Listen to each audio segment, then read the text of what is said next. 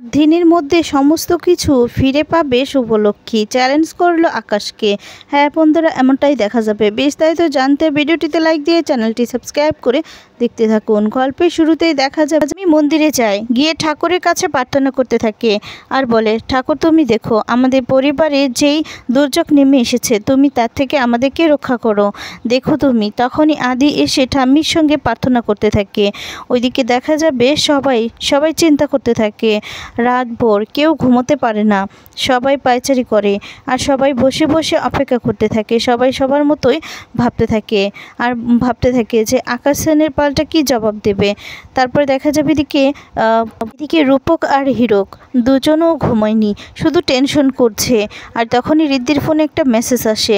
তখন তো সবাই টেনশনে পড়ে যায় আর বলে, ঋদ্ধি কী হয়েছে?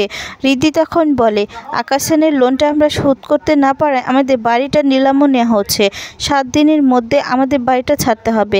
তখন ঠাম্মি বলে, আমাদের বাড়ি ছাড়তে হবে? এখন কিনা বাড়ি থেকে চলে যেতে হবে? এই কোন দুর্যোগ নেমে এলো? রূপক তখন বলে, এবার আমরা কি করব? তখন সেখানে সেবন্তী আর পলক আসে। আর তখন রূপক বলে, দাদামণি তুমি আসলে কেন? আর তখন বলে, কি করব আমি তো এমনিতে সাহায্য করতে পারবো না, এখন যদি তোদের পাশেও আমি না থাকতে পারি তাহলে কি করব আমি? আর তখন ঠাম্মি বলে, রে আমাদের মাথার ছাদটুকু চলে গেল রে বাবা, আমরা এবার কি করব আমরা?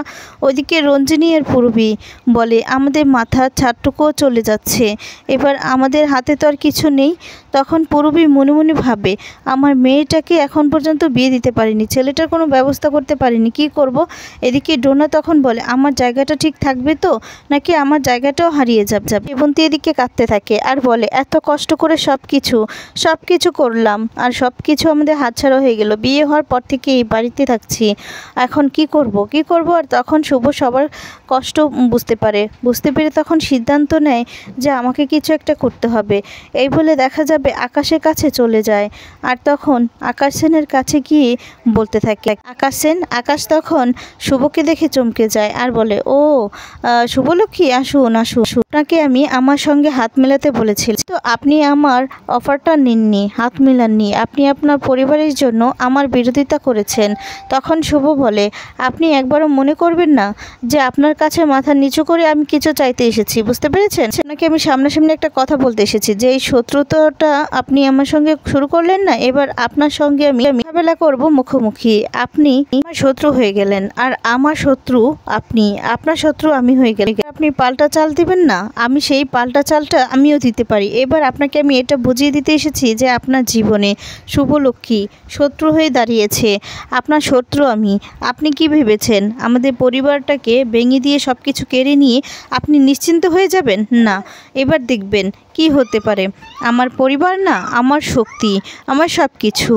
আর আপনি আপনার বোনের জন্য যে পাগলামিটা করছেন না, এটা কিন্তু আপনার বোনের জন্য আরও খারাপ করছেন আপনি। আসলে আপনার বোনের শত্রু না আমরা নয়, আমি বা আমার পরিবার নয়, আপনি আপনার বোনের শত্রু।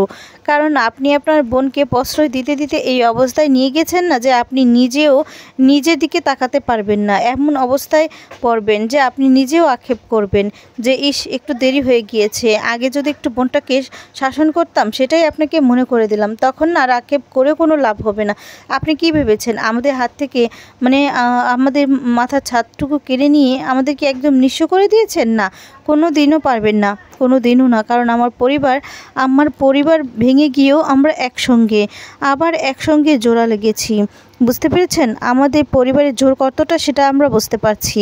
কিন্তু এবার শুভলক্ষ্মী আপনাকে বুঝে দিবে যে শুভলক্ষ্মী কী জিনিস। তখন আকাশ বলে, আপনার কথা হয়ে গিয়েছে, শুনুন, আপনি এগুলো বলতেই পারেন, কিন্তু আপনার কাছে না আর কোনো অপশন নেই, আপনি না আর কিচ্ছু করতে পারবেন না। এই আকাশ সেন তার বোনের জন্য সব কিছু করতে পারে, সব কিছু। আর তখন শুভ বলে যে হ্যাঁ, ও করতে তো পারবেনই, তাই না? করতে পারবেন তো, কারণ আপনার বোনের মানসিক চিকিৎসার দরকার ছিল, আপনি সেটা করেননি। আপনি কি করেছেন? আরেকজনের স্বামীর দিকে আপনার বোনকে লেলিয়ে দিয়েছেন। আপনি কি ভেবেছেন আমার স্বামী, আমার পরিবার সব কিছু দিয়ে দিব আপনার বোনকে? না, কোনো দিনও সম্ভব নয়। এবার আপনার বোনকে আপনি বুঝিয়ে দিবেন, ও যদি একবার আঘাত করে না, সেই আঘাতটা 10 গুণ আমি ফিরিয়ে দিব, আমি 10 বার আঘাত করব, বুঝতে পারছেন? এই শুভলক্ষ্মী হাঁটতে শিখেনি কখনো, এই শুভলক্ষ্মী কি কি করতে পারে সেটা আপনিও দেখবেন। আপনাকে আমি বুঝিয়ে দিতে আসলাম। আপনি কিন্তু আপনার বোনকে একদম ঠিক বুঝতে পারবেন, কিন্তু তখন আমাদের কাছে গেলেও না আমি বলবো আপনাকে যে ইটস টু লেট আকাশ সেন। তখন এই কথা শুনে হুমকি দিয়ে সেখান থেকে চলে যায় শুভ। তখন আকাশ বলে, আমাকে হুমকি দিলেন তো শুভলক্ষ্মী, আমাকে হুমকি দিয়ে ভালো কাজ করলেন না, আমি আকাশ সেন। ওইদিকে দেখা যাবে শুভ পুলকের কাছে গিয়ে কাঁদতে থাকে আর বলে যে বাবা আমি পারলাম না আমি বাড়িটাকে রক্ষা করতে। তুমি আমাকে বিশ্বাস করে, এবার আমাকে বিশ্বাস করেছিল, কিন্তু সেই বিশ্বাসের মর্যাদা আমি রাখতে পারলাম না বাবা। আর তখন বলে আমি খুব খারাপ আমি।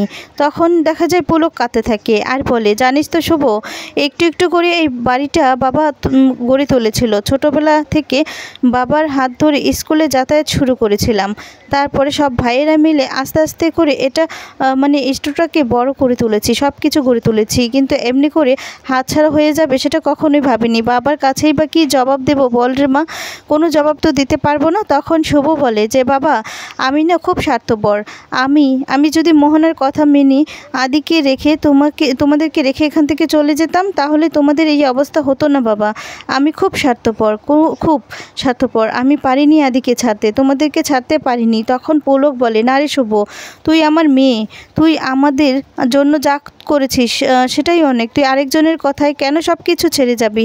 এখনও আমাদের নতুন করে সবটা শুরু করার সময় আছে, সবটা শুরু করতে পারবো রে আমরা মা, সবটা শুরু করতে পারবো, দেখবি সব কিছু ঠিক হয়ে যাবে। এখানে কী বা আছে আমাদের? কিচ্ছু নেই। আর তখন দেখা যাবে শুভ বলে যে বাবা তাহলে আমরা কি নতুন করে সবটা শুরু করতে পারবো? তখন পুলক বলে যে হ্যাঁ, আমরা নতুন করে সবাই মিলে সবটা হাতে রেখে শুরু করতে পারবো, তারপরও আকাশ সেনের ভিতরে থাকবো না। শুভ বলে, তাহলে চলো না আমরা সবাই নদিয়া গিয়ে সবটা নতুন করে শুরু করি, এখানে গিয়ে কিছু না কিছু ব্যবস্থা আমাদের ঠিক হয়ে যাবে। এদিকে রিদ্ধি তখন বলে, আমাদের পরিচিত যারা ছিল সবার সঙ্গে কথা বলেছি, কিন্তু কেউ আমাদেরকে হেল্প করতে রাজি হয়নি মা, কিচ্ছু করতে পারলাম না আমরা, কিচ্ছু না। তখনই শুভ সেখানে আসে, এসে তখন পুলককে নিয়ে আর বলতে থাকে যে আমাদের শুরু থেকে সবটা শুরু করতে হবে, সব কিছু হারিয়ে গিয়ে আমরা তো কিছু হারাইনি, সেটা আমাদেরকে দেখিয়ে দিতে হবে। তখন সবাই বলে যে কি করব আমরা?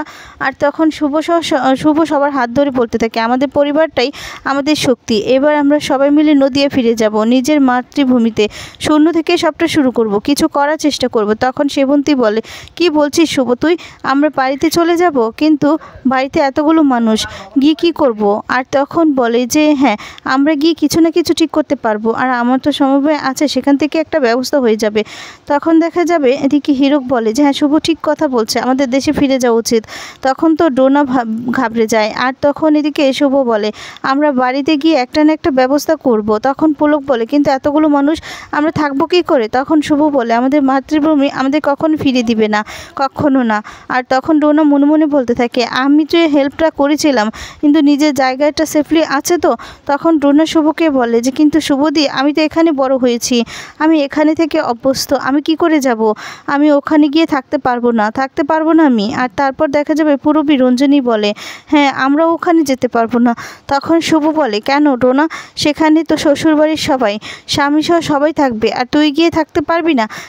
কেন গিয়ে থাকতে পারবি না? তখন রঞ্জনী বলে, আমাদেরকে ওখানে আগে সবাই কতটা সম্মান করতো, আর এখন কি না একেবারে চলে যাব? না কিছুতেই যাব না। পুরবী তখন বলে, আমার ডান্স ক্লাব সেরে কিছুতেই যাব না। তারপর দেখা যাবে আদি বলে, সবাই ঠিক মেনে নিবে। তখনই শুভ বলে, আচ্ছা তুমিও কি আমার সাথে একমত নও? তুমি কি বিশ্বাস করতে পারছো না? আর তখন দেখা যাবে আদি বলে, কি বলছো তুমি শুভ? আমি তোমাকে সবসময় বিশ্বাস করি, তোমার পাশে আমি আছি। তখন শুভ পুলক সবাই খুশি হয়ে যায়। তারপর ঠাম্মি বলে যে বাকি জীবনটা নয় দেশের মাটিতে কাটিয়ে দিব। এদিকে তখন আকাশকে মোহনা বলছে, এই জীবনে যদি আদি না থাকে তাহলে তো জীবন রাখার কোনো মানেই হয় না, এই বলে রাগারাগি করতে থাকে। আর ওদিকে দেখা যাবে শুভ বলতে থাকে, 7 দিনের মধ্যে সমস্ত কিছু আমি ফিরে আনবো, মা জগদ্ধাত্রীকে আমি এখানে উদ্বোধন করব। কথা বলে আকাশের সাথে চ্যালেঞ্জ করে নেয়। বন্ধুরা, আজকে ভিডিওটি তোমাদের কেমন লেগেছে কমেন্টস করে জানিয়ে